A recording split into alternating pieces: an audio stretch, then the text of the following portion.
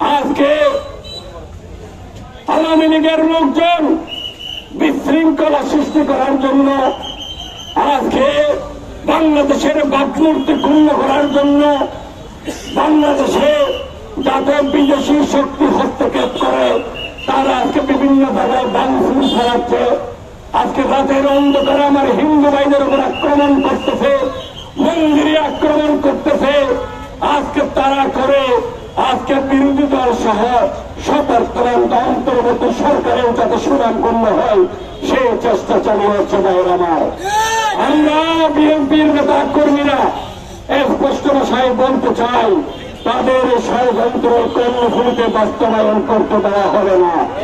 আমার বিএনপির ভাইয়েরা, যুবদল, ছাত্রদল, শ্রমিক দল, কৃষক দল, স্বেচ্ছাসেবক দলের ভাইয়েরা আজকে রাত জেগে হিন্দু ভাইদেরকে পাহারা দিচ্ছে, তাদের প্রতিষ্ঠানগুলোকে পাহারা দিচ্ছে ভাইয়ের আমার। আমরা এই কাজ অব্যাহত রাখব।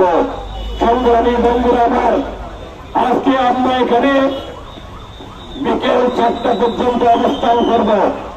আপনাদের প্রতি অনুরোধ, আপনারা দীর্ঘ প্রায় 16 বছর